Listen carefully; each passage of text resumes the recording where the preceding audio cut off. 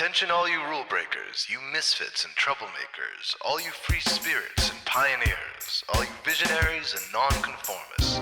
Everything the establishment has told you is wrong with you is actually what's right with you. You see things others don't. You are hardwired to change the world. You are listening to the Spiritual Activist Radio Show, and I am Rahasya Uncensored, where we look at the world not as it is, but as we know it can be, if and only if we have the courage to question the answers we've been given. This is our world, and it's time for us to take it back. Okay, today we're interviewing Lynn Sereda, and if I've got my facts right, you received your PhD at Berkeley? In the late 60s. Well, that tells me a lot about you right there. Well, my thesis was on the effects of deep relaxation, which is known as savasana in yoga, the effects of deep relaxation and meditation on learning. Wow, that must have been a time to be at that school during the 60s. I was in college during the 60s, the late 60s, but it was down in Southern California. You know, it was an interesting time. I was part of the Hell No, I Won't Go group, holding signs, because we were getting all the right information coming back about why we were in that war to begin with. Yeah, it just so happened I was there, when the march on the Oakland Induction Center was going to happen that evening. Right. It was a big rally on the Berkeley campus. And they made the mistake of bringing out Ken Kesey to talk. Oh, no. That was probably not a wise move on their part. No, he came out in orange day glow and his orange little square glasses. And he started telling everybody how they were being conned, by the ultra left. And that basically, anybody who understood anything about deeper consciousness, it wasn't the way to go. Right. And they pulled him off the mic, and within 5 minutes, the crowd shrank from maybe 12,000 to 2,000. Yeah. And here we are today, still actually, I hate to use the word fighting, but still dealing with the same opposition. And it seems like this has been going on for thousands of years. There's been a small group of people that wants to control a large group of people. And then you have the large group of people that simply wants to live out their lives and basically live in peace. And here we are today. I think we're right at the edge of seeing that these systems can't coincide anymore together. Because before, the old system, the collectivism of our group wanting to be individuals, we were subdued, suppressed, and we had no way to communicate, especially hundreds of years ago. We had no way to, but now we can. And what we're communicating is, hell no, we don't want to go. We don't want to go there where these people are taking us through the Federal Reserve and all of this madness that's going on right now. And it's giving us a chance to rise up. And I think both sides, for the first time in history, is realizing this cannot continue this way. One side or the other has to win at this point.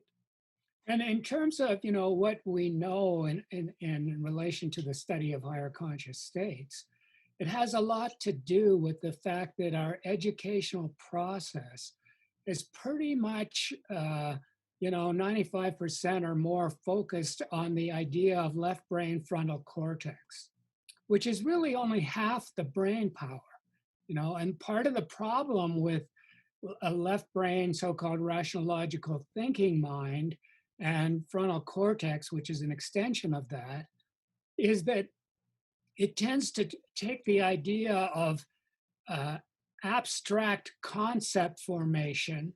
And anytime you form an any kind of abstract concept, it always ends up having the potential to be polarized. it has a polarity to it. Because the minute somebody posits this, somebody can posit the opposite. And so because we've tended to focus on the rational logical mind, people tend to get dominated by this half-wit, half-conscious thinking mind, and which is always framed in the form of argumentation, conflict, Yep. bipolar conflict. So we've been taught to argue with each other endlessly. Yeah, and I still, it reminds me of that quote by Einstein: we're never going to come up with the solutions from the same level of thinking that created the problems.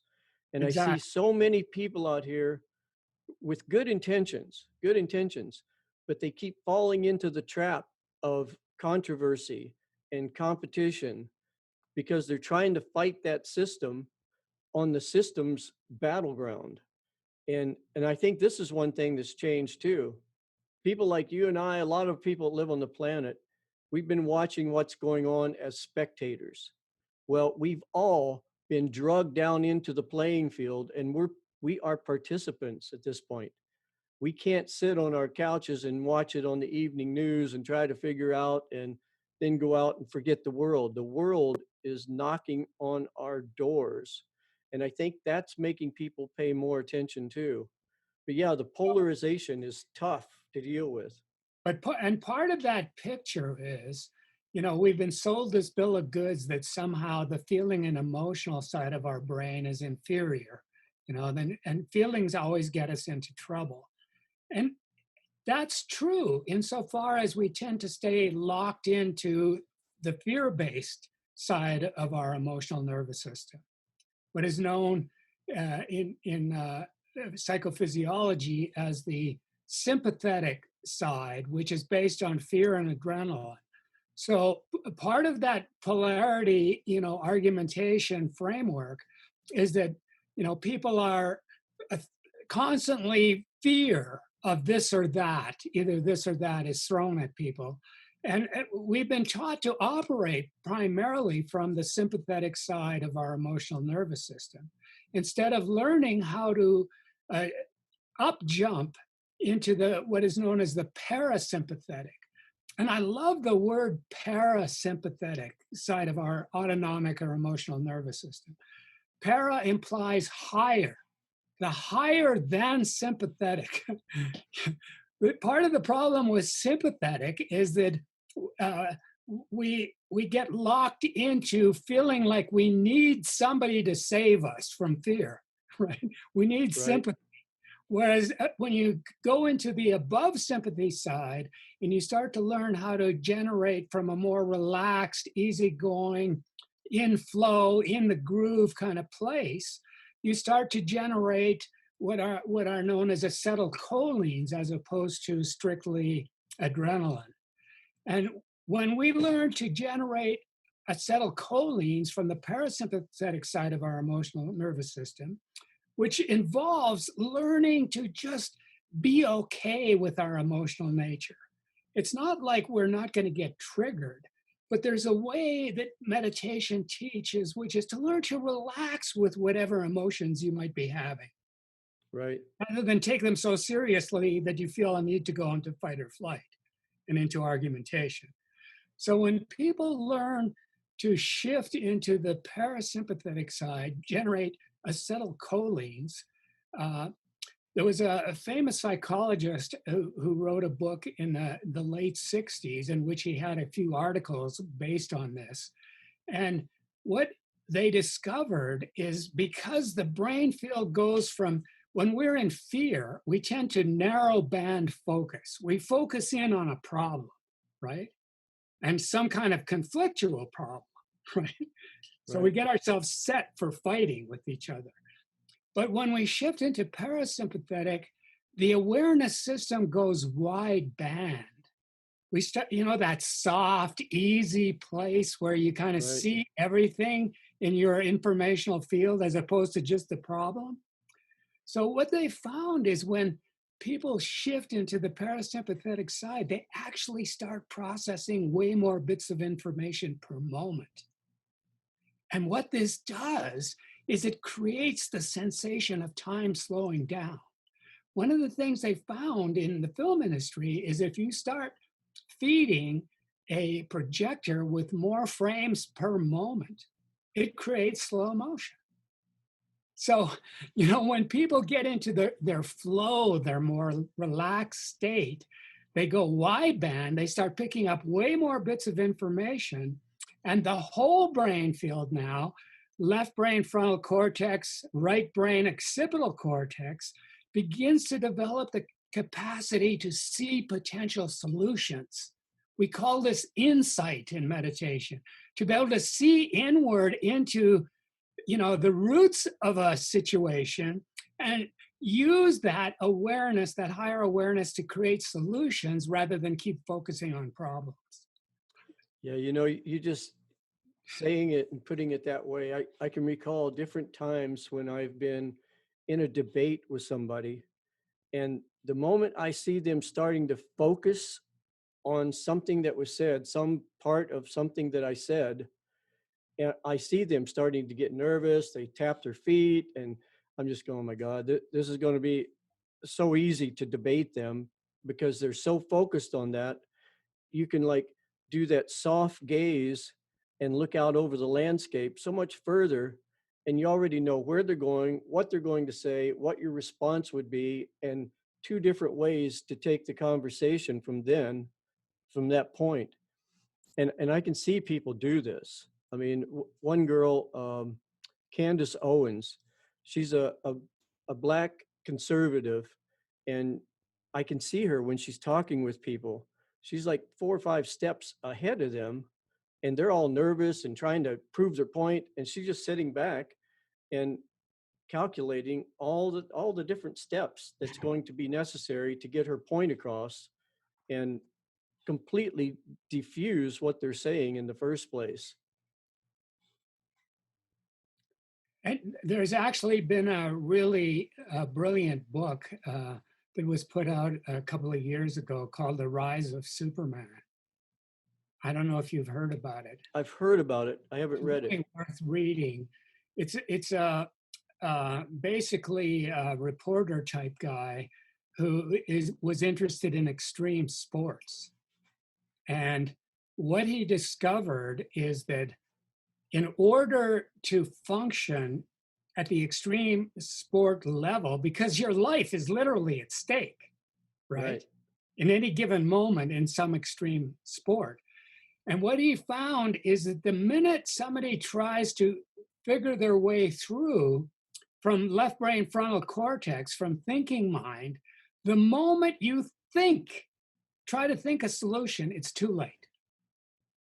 Right. But the moment you go into pure awareness, to what he calls being in flow, being in wideband space where you're just so present, you're picking everything up. It's like the informational field in the moment guides you in the right direction because your awareness is so keen and clean, you know? Yeah, it reminds me of a lot of these martial artists. I think they get into that zone, to Exactly. where they're way out in front of it. And I ran into something that I think you might find interesting. Have you ever heard of Zim Hof? Yes. No, Wim Hof, I mean. Yeah. Yeah. Well, I've been doing his breathing exercises where you take 30 deep breaths, just nice and easy, and let it out. And when you let it out, you hold your breath. Something really amazing happens. And I'd like to interview him and ask, because he hasn't brought this up yet, but talking about the sympathetic, parasympathetic systems, the breathing is one of the bodily functions that happens automatically, but we can intervene into it. And when you hold your breath after that last 30th breath, there comes a point where something inside of you is saying, hey, you need to breathe, you're going to die, But if you override that with consciousness, something sort of amazing happens because you've overlapped with your unconsciousness now, and you've consciously overridden that tendency to breathe. And at that point, you can breathe when you want to. And I've noticed it's important when I do breathe that I make the conscious choice and say, okay, I'm going to breathe right now. Listen, it's really interesting that you bring this up because you happen to be talking to a guy who is not only, uh, a rebirthing guide for many years. I used to have one of those flotation tanks in my basement, which David participated in. And I used to sit there. It was big enough that I could sit lotus and guide a person through an hour-long rebirthing holotrophic breath-like session.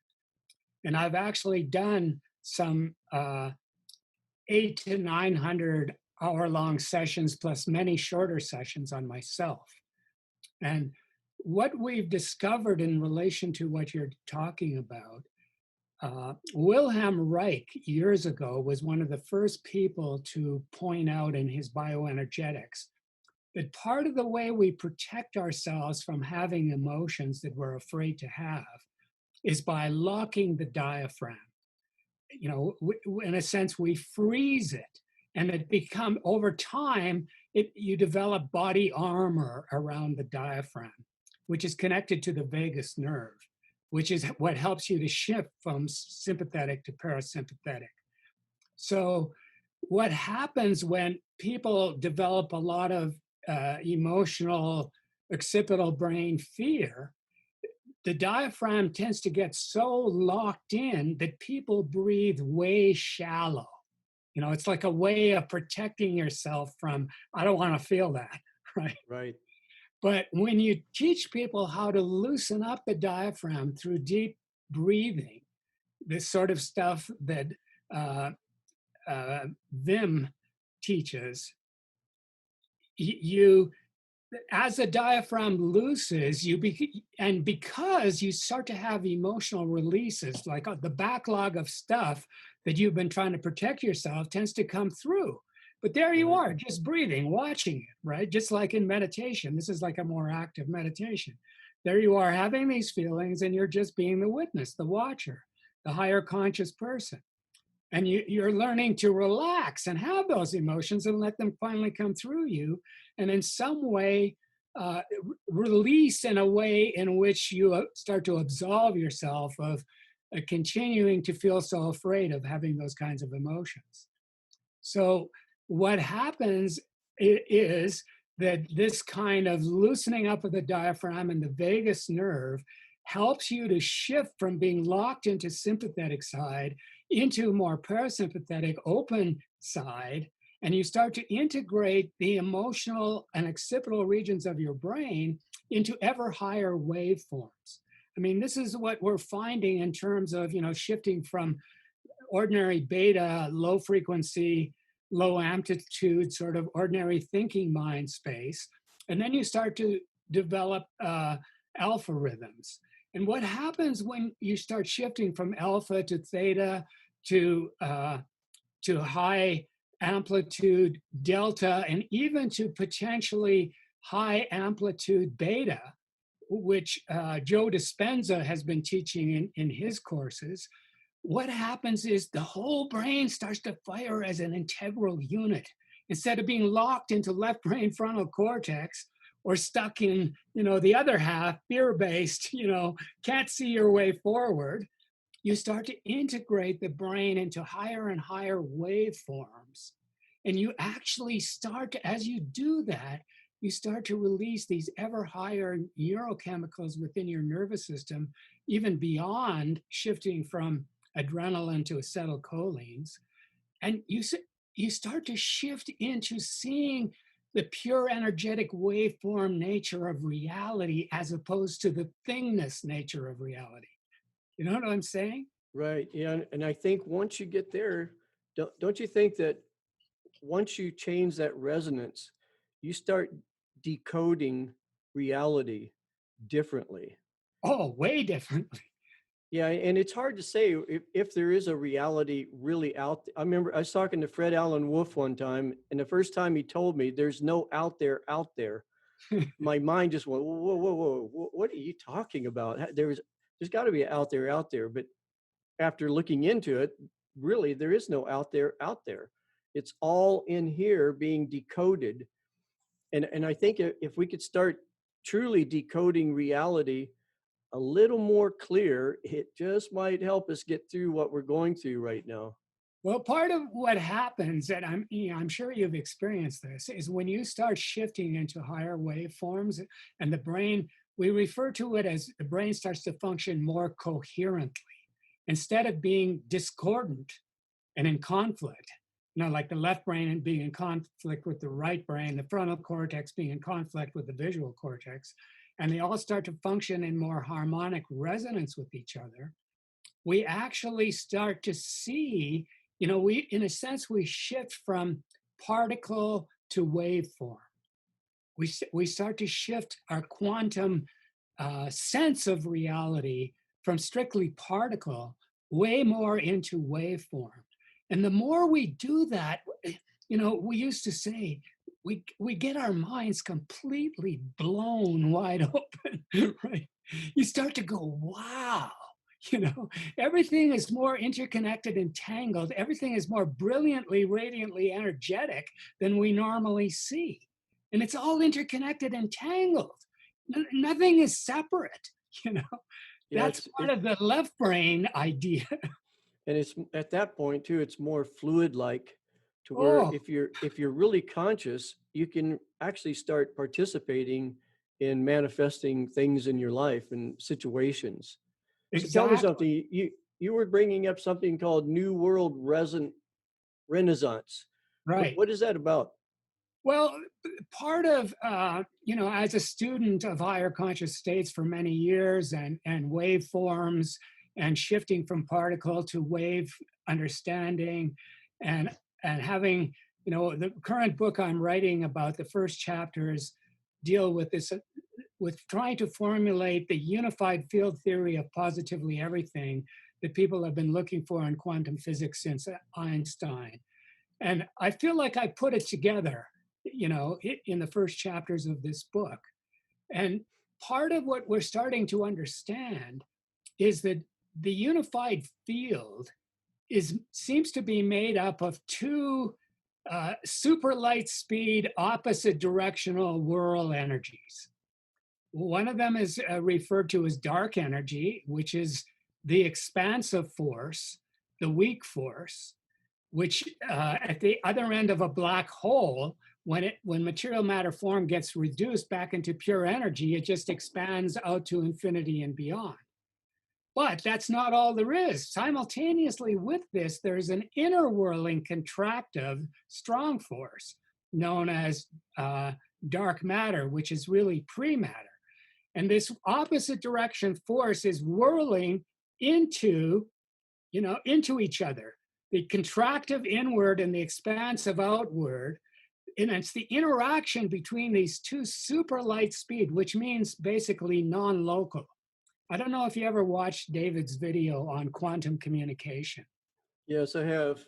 In which there's scientific evidence which demonstrates that something magical, mystical, non-local goes on here.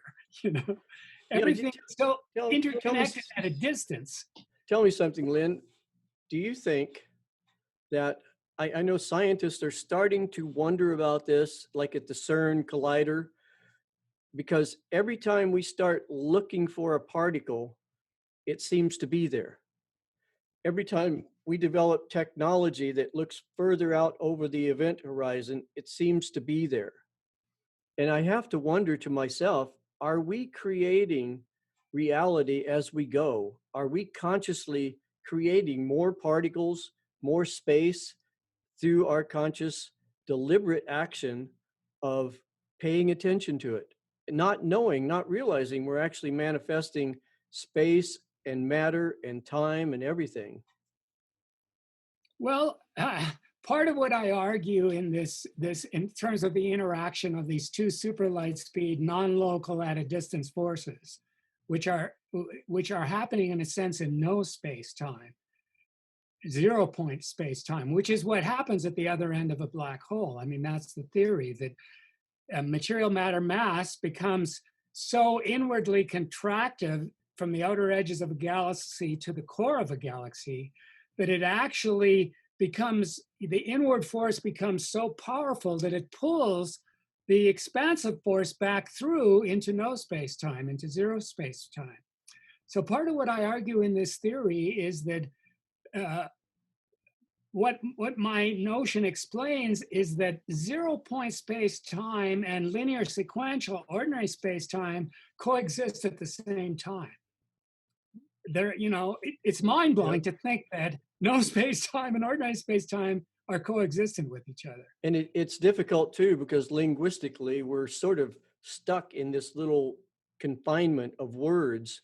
So you almost have to, in a Heinleinian sense, you almost have to grok what you're saying to really make sense of this. You know what would be helpful if you run across any graphics? I If love you have any graphics. graphics that explains, yeah, if you have any graphics that shows this, send them to me, and I'll embed them into this interview, because that would help people understand. I can sort of wrap my head around it a little bit, but graphics really helps people to. My first chapter, which includes graphics, and part of what this theory does, when you see the interaction of these two forces at super light speed, when they interact, the very edges of where they overlap, Vesica Pisces overlap, they create an effect in quantum physics known as angular momentum. And angular momentum, because of the interaction of the two forces, it shoots off slowed down ordinary light speeds at right angles to the spin and creates ordinary space-time, okay? And, God, what's his name? Has done a bunch of papers on the idea of this interaction between quantum forces, creating angular momentum and sacred geometry. So Yeah. So some of the time I've spent with June Ballo on sacred geometry is helping right now to understand what you're saying. Well, and that sacred geometry starts to form subatomic particles, which are now in slowed down space. The thing about superlight is that it's totally non-local and in no space-time. But the minute it interacts, it creates angular momentum, sacred geometry, which also tends to create a code, because every particular interaction creates a particular kind of particle.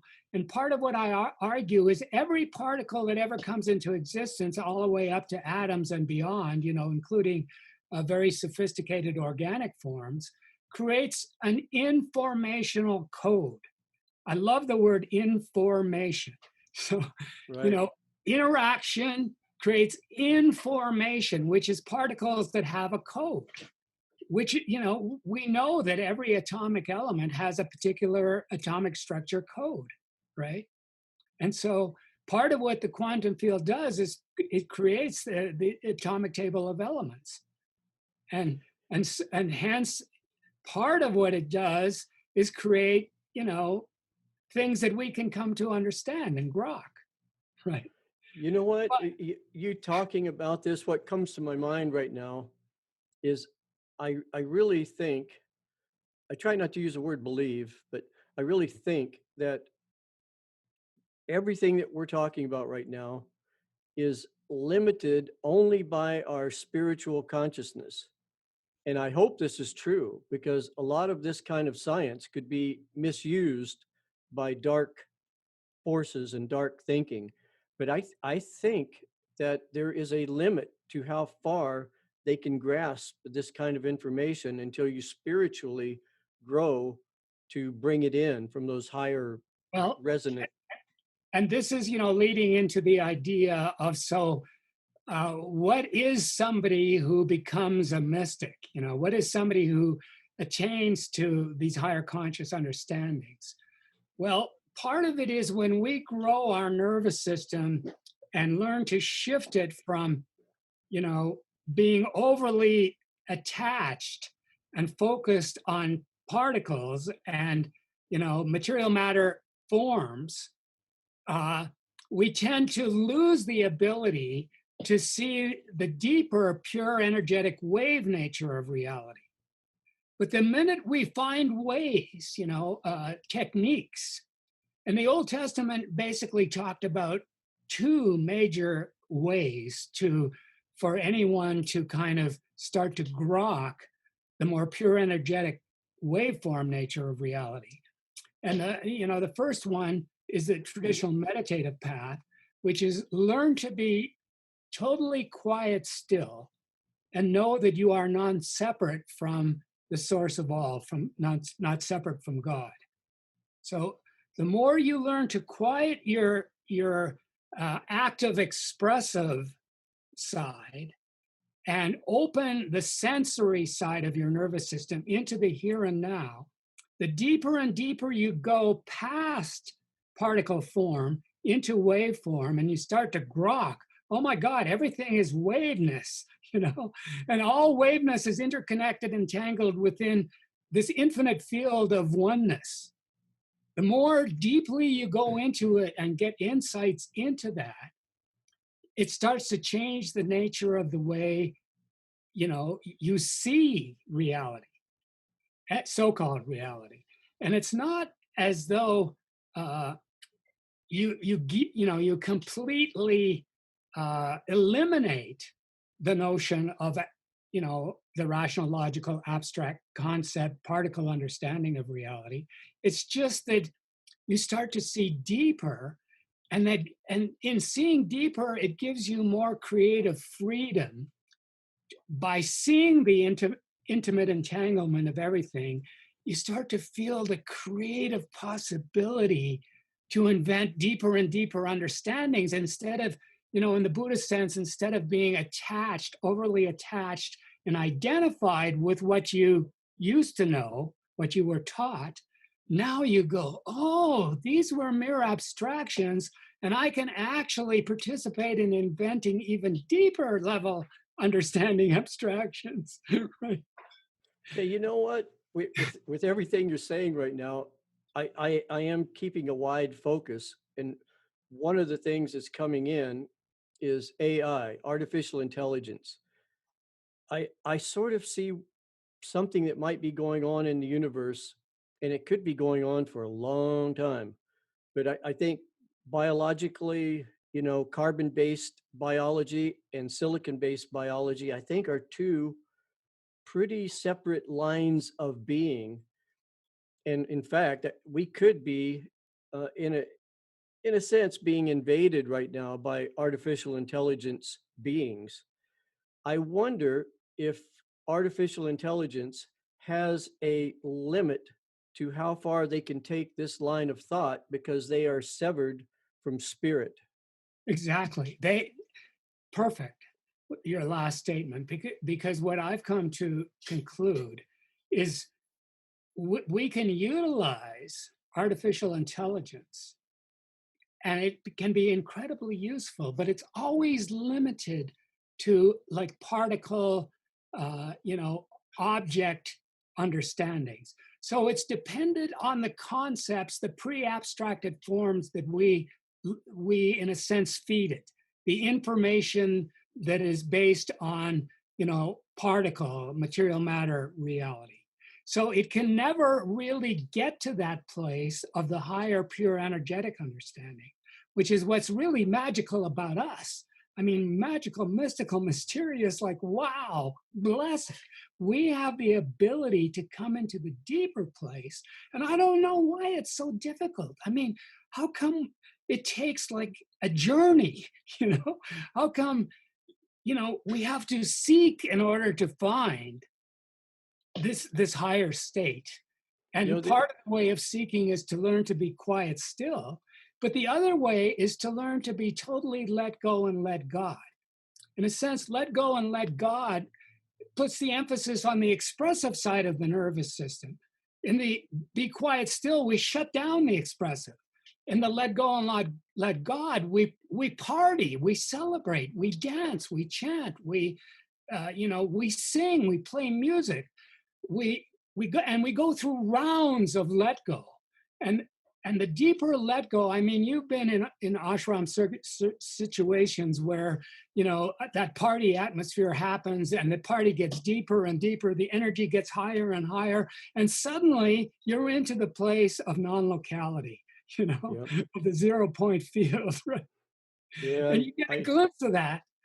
I really miss those times, just talking about it, just doing the white robe of an evening and doing the dynamic and everything. You know, my wife, I should send this to you too. I'll send you one of her DVDs. She did a 40-minute consolidated meditation, taking advantage of doing dynamic and breathing and moving and sitting and relaxing and all that. And every once in a while here at the center, up until recently, since with COVID-19, but we would have meditation groups here. And what I try to explain to people, the dynamic is your opportunity to give yourself permission to be a child again. Because when we were children, what did we do when we didn't want to go to school or we didn't want to go out and play? We threw a temper tantrum. We got on the floor and just kicked and screamed and yelled. And it's because our bodies knows what to do with that energy. But throughout our life, especially for women, we're told to go to our room, sit still, stop fidgeting, and we lock all that up. And stop feeling, stop, you Yeah, know, rather than let it come through. Because when we learn to let it come through, what we notice is, wow, that huge feeling was just about a whole bunch of energy that wanted to come through. yeah, And the just try to moment get you out. let it come through, you start to connect with energy. You know what I'm saying? So right now you live in Taos, New Mexico, right? Yeah. Yeah. Are there any Osho groups down there that you're involved with, or? Uh, there's a few people in Santa Fe. Yeah.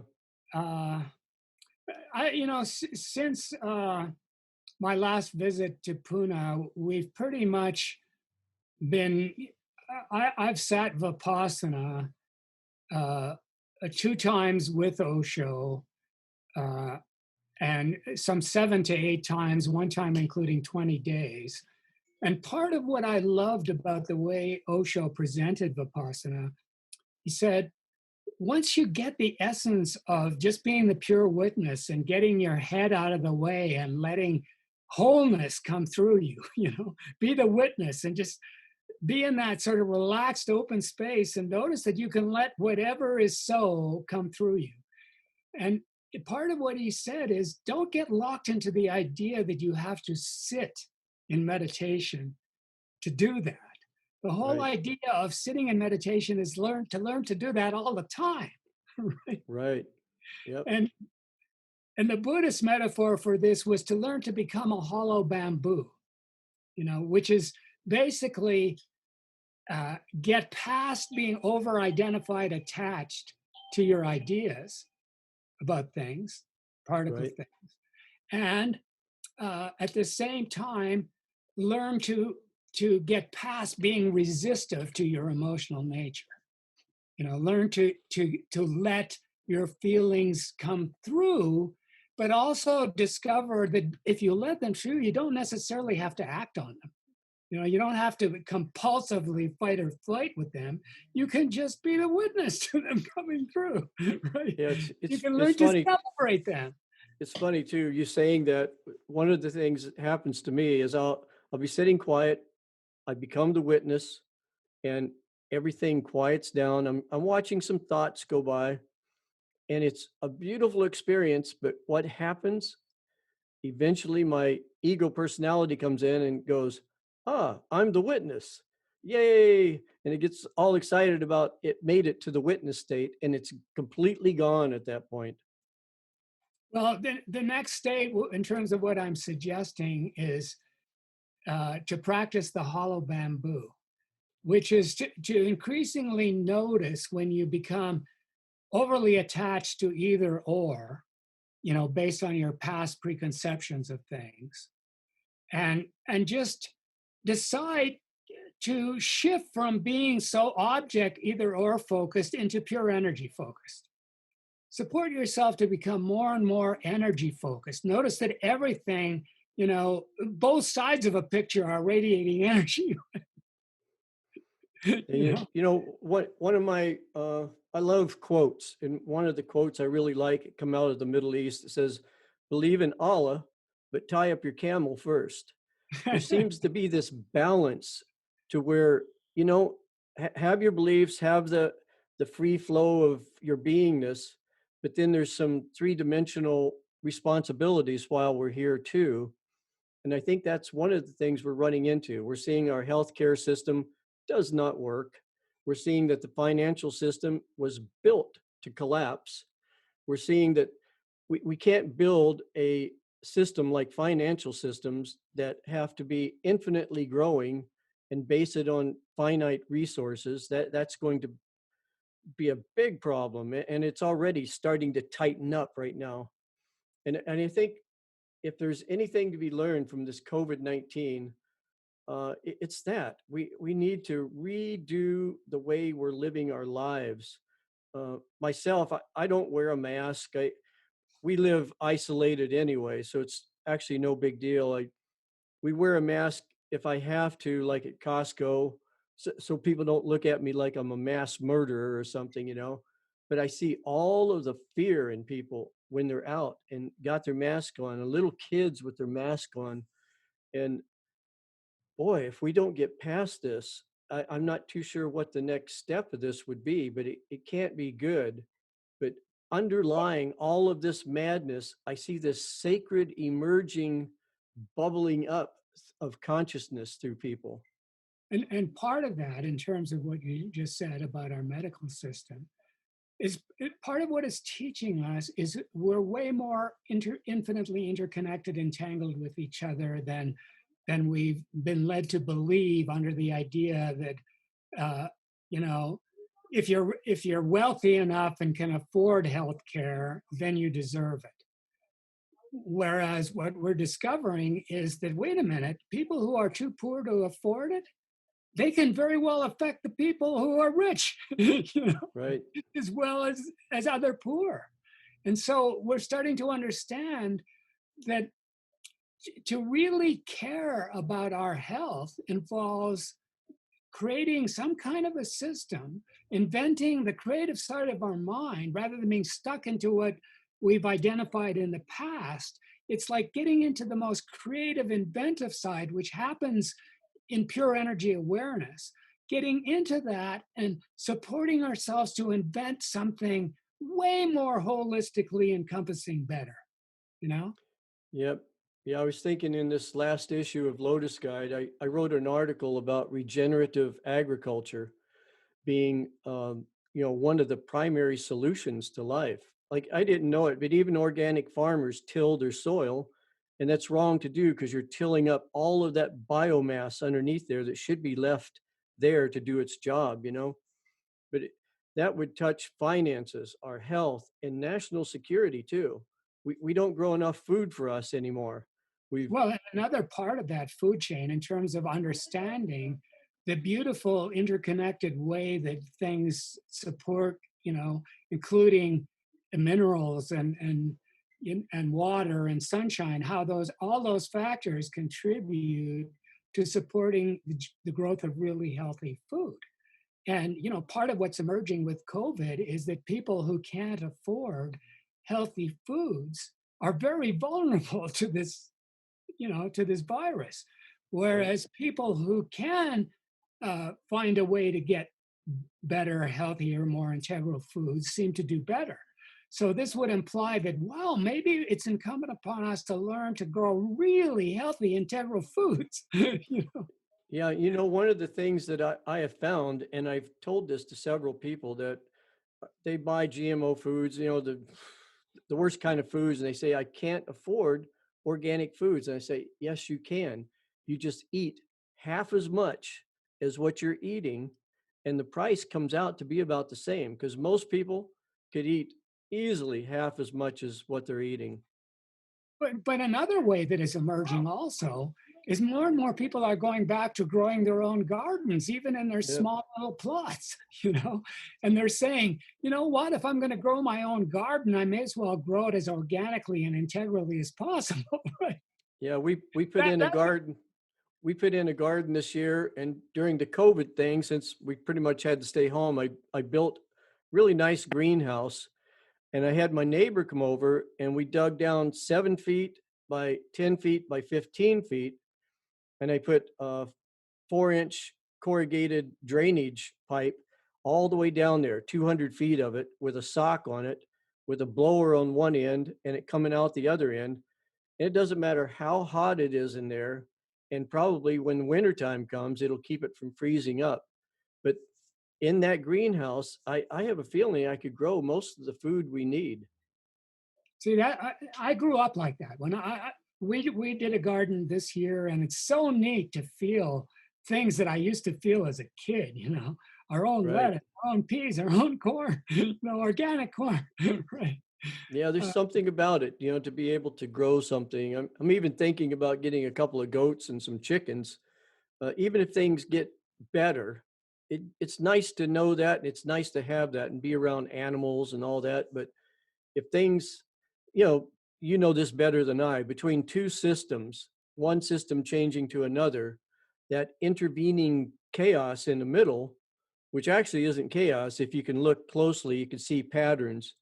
But this could get pretty challenging for a lot of people until we develop and break into another system. but this is where what we talked about earlier, shifting from problem focused, narrow band, fear based, fight or flight into wide band, you know, maximum information, starting to sense the interconnected, entangled nature of everything, and starting to invent, to, in a sense, newly invent ourselves way more integrally in tune with the unified field, with Right. starting to understand that we can't go on with living in separation, thinking, in thinking mind that somehow aren't we smart, when really we're super stupid until we go holistic, till we go whole integral. I have an acronym that I use throughout my book, which is WNSI, which to me refers to the idea of whole nervous system integrity. You know, integrating our left brain and our right brain, our frontal cortex, our occipital cortex, because the more we do that, guess what the magical mystery tour takes us into? Our hearts. It's like Right. what all the great mystics have always said is no, it's not our brains that are the center of our intelligence, it's our hearts. Yeah, a while back, a friend of mine has up in Canada, as a matter of fact, biocybernaut. I did his neural feedback training, and We did really, too. you did with Yeah, Dr. Hart. James Hart. Yeah. Yeah, yeah. Matter of fact, I'm going to be talking to him later today.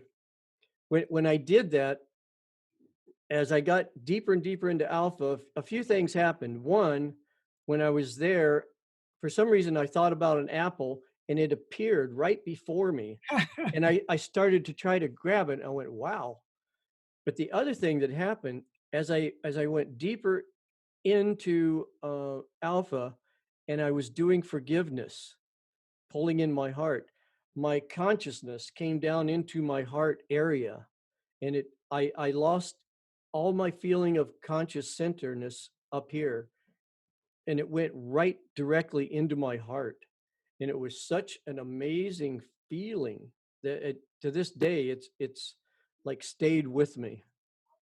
Well, exactly. I mean, part of what I write about later in the book, and maybe we can get into it more the next time when we deal about the 9 neurochemicals that I've, other people and I've sort of put together, have discovered.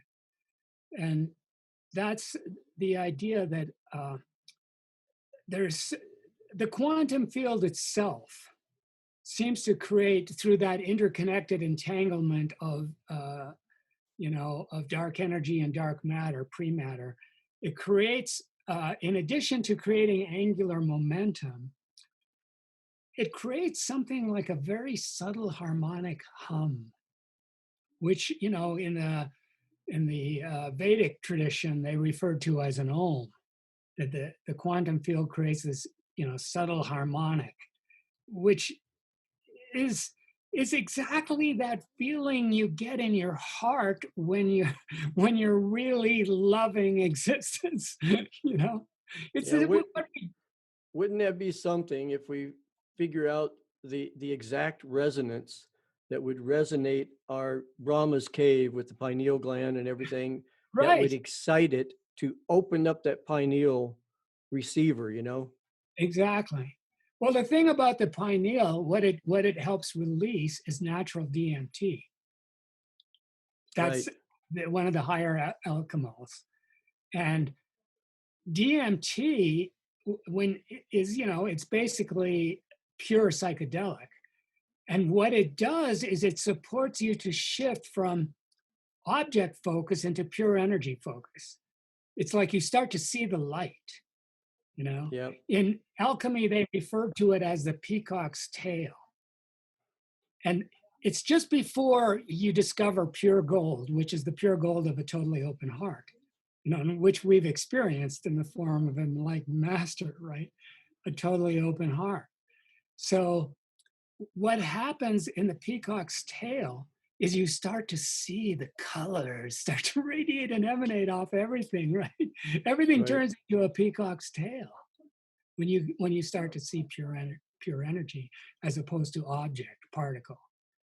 You And know, so I was listening to Terrence McKenna one time talk about. I've done mushrooms. When we go to Brazil, I do ayahuasca and take these journeys. And first time I smoked dimethyltryptamine, it was the longest, most amazing 10 minutes of my life. And it's such a trip to within that amount of time, you go from a linear reality that's all this, yeah, and linear everything sequence. goes into pixelation and fluid like, and you lose all concepts of trying to hold on to any kind of time structure at all. Exactly. That's what I'm talking about. You go and start to go into no space time, pure energy. Go to what has been referred to as the other side, where Yeah. oneness exists.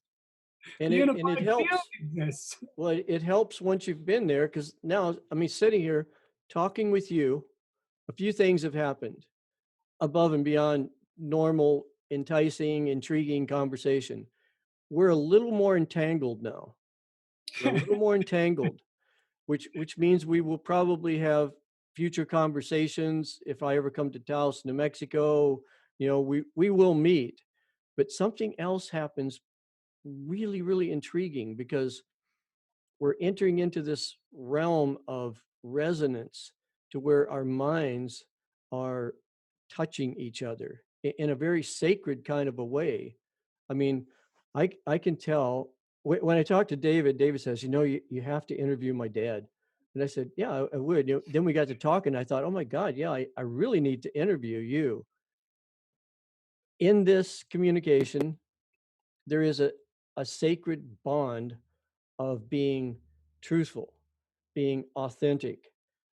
Like, you're not trying to impress me, I'm not trying to impress you.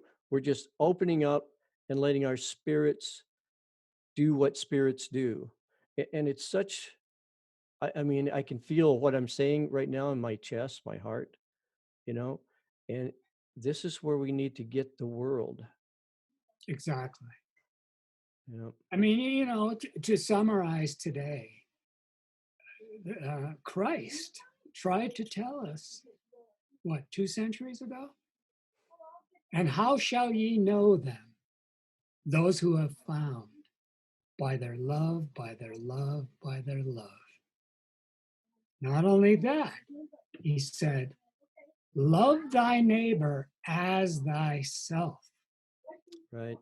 And what that implies is when you understand non separateness, you understand that thy neighbor is an intimate part and parcel of oneness, or so called God.